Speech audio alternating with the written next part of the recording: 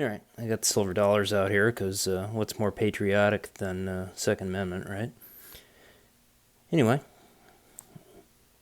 for an array of ammunition, to keep things interesting for you, sake of comparison, we've got the 3-inch 12-gauge shoulder breaker, a 30-30, 223, say a 45 Colt,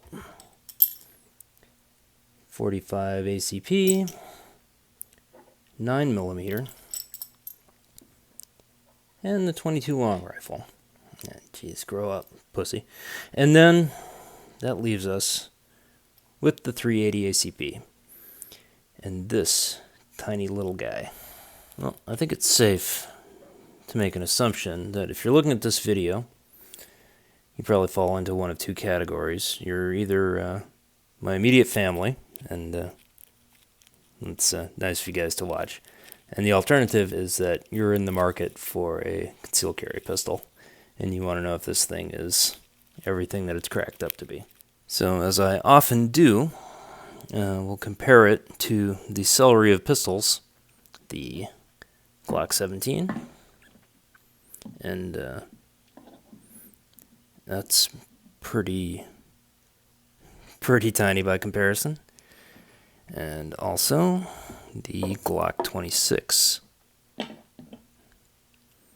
and still smaller, and the Glock widths are the same. No matter how thin you slice it, it's still baloney, right? Anyway, as you can see, there's a pretty substantial size advantage to the LCP. I've got a classic deck of armored vehicle recognition cards from Cold War era Army, and the same size deck of cards the recognition cards are, so that gives you a pretty good sense of scale, right? So these things are selling right now. Since they've come out with the LCP2, and then there was an enhanced version as well with the better trigger. So these guys are going for $200 and even $170 online, although by the time you pay your FFL fees, it's all going to be the same. They come in a bunch of different colors, so if you're fashion conscious, that's certainly an option. Comes with one magazine, I guess, to keep costs down, and if you want extras, they're like 2 for $35. So the laser on the front, and that's an ambi affair. You can press it in from either side, and that's running about $67 from various sources, so it's pretty neat. So we got our long pull trigger, single stack. It does have a slide hold open, although it does not appear to lock back on the last round, so that may be a deal breaker for some people. It does not have a magazine disconnect, which a lot of Rugers do, so I thought that was pretty nice. Some people have complained about the trigger on it. It's they say it's a double action, but really it's a hammer fired. It's a long pull, but you have to cock it in between trigger pulls as well. So I don't know. I don't think anybody's come up with a great name for that I'm aware of. You guys can educate me. So we got a pistol that's under 10 ounces. It's got a 6+1 rounds. Get about 2 fingers on it. Not even really. I don't have huge hands. And it's got these tiny little integral sights. And you would think with the fixed sight pistol that this thing would be difficult to shoot. And I'll be honest, the first time I shot it, I really didn't care for it, but I was holding it like a regular pistol. So if you grab this thing and really give it a squeeze, and you're not pinching on the sides, you're putting your pressure from the palm and your first 2 fingers, you can actually get a pretty darn good grip on this thing. And with the small 380 cartridge, it is quite manageable, and we're going to take it out to the range in a little bit and have a peek at accuracy. Do some shooting, and let's see, what do we got? Got 2 cans of Sam's Choice. I was wanting to save them for something else, but we'll see what distance we can hit those things from with this guy. I want you to know that I'm taking this very, very seriously. So here's the game plan. I have the LCP here. I got some white box. There, we've got the sandstone phone book and silhouette range. I think there's a spinner and a little ground target there too. And then this way, where'd you go? There you are, you little guy. That is a 12-ounce Diet Dr. Pepper Jurassic World promotional print can. Fancy. And it is filled with the most disgusting runoff water made available, and that is probably filled with like water skippers, cow manure, and surprisingly mosquito larva free, because we have such a tremendous colony of swallows here, so they take care of the mosquito problem. You want to look again? Yeah, let's stay on that. Okay, so what I'm gonna do, I'm gonna head back there to the John Deere 220, and that's 25 yards. We're gonna pattern the LCP on the silhouette.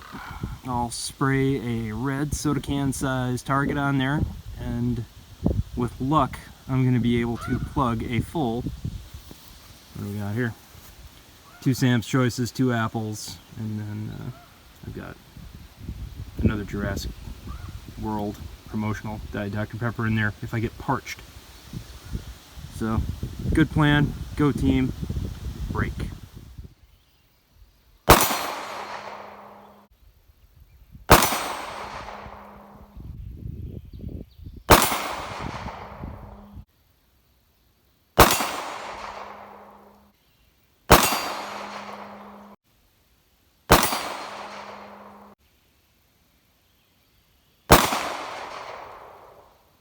Alright, well, one of those would have worked. Now, I'm feeling pretty confident here. So let's move it over and get focused in on our promotional can.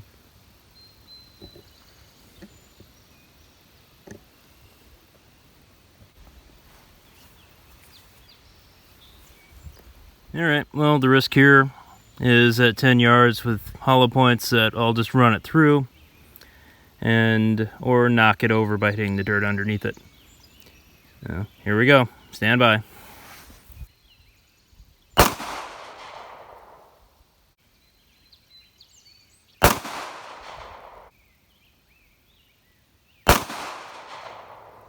Alright, got it in 3. I think I could probably duplicate that.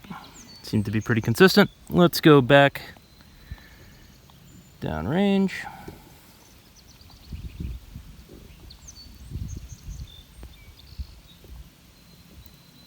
And you guys can go get some snacks while I set up the 25-yarder.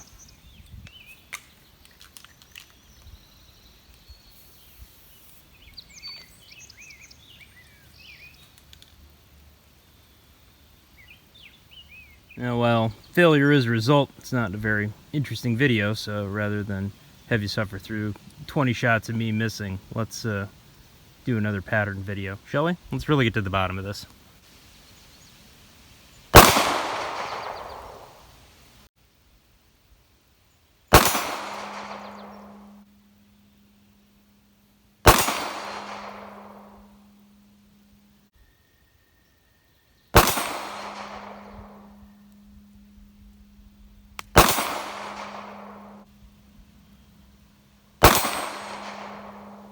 Of course. Well, the lesson is slow down.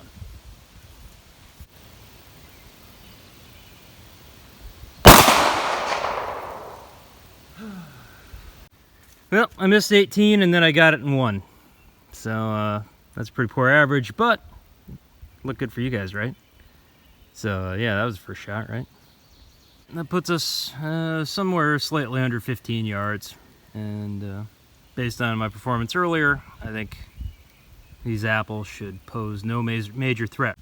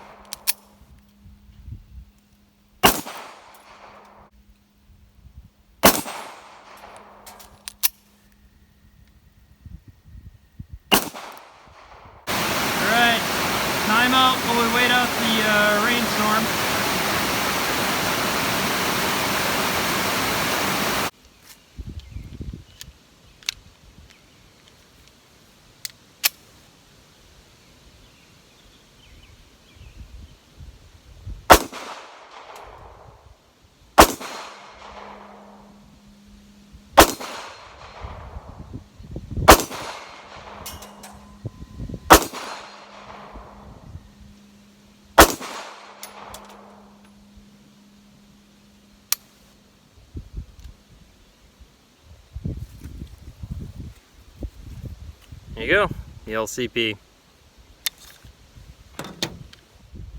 And before we sign off, I should say, I did have a few hiccups with this guy. You could probably hear me in the background racking the slide, maybe. And I cracked it open, the thing was bone dry. I gave it a quick lube and cycled a couple rounds through it. I had one more hang up and then it seemed to work just fine after that. So keep it clean. And that brings us to takedown reassembly. So we've been to the range already. I'm sure you saw that. If you look, you can see a button right there, and we'll be using a shell to pry that open. So bear with me as I lock this thing open. It is got a fairly stiff spring, and that magazine, or excuse me, the slide lock is fussy. All right, magazine's out. Thing's clear. And we will use this 30-30 bullet and slide the rim right under that button and pop it out to get it started. And then pull the pin out, set that somewhere safe, and ride the slide forward off the frame. And then everything should look pretty standard here. Non-captured spring, and so it, and you know, barrel. Putting it back together is same in reverse, making sure you get the right end in there.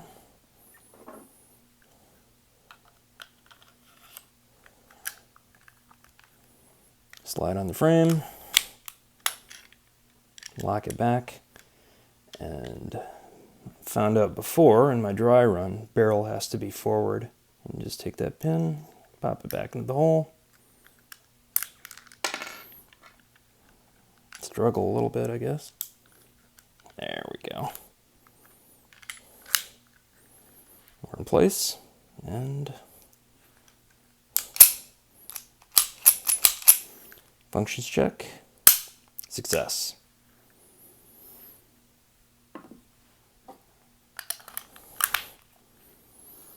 Well, folks, there you have it. $200. It probably doesn't have all the features you'd hope for, but for the price, the weight, you can carry it anywhere that you can carry. You know, if you're in a place that you can't print, it seems like an excellent option, especially, you know, what a value. And based on the range performance, it's no slouch as well, even despite its small size. Alright folks, thanks for watching. Glad we could bring you yet another pistol here at the Northwoods range, and it's been a great time as always. We'll see you soon.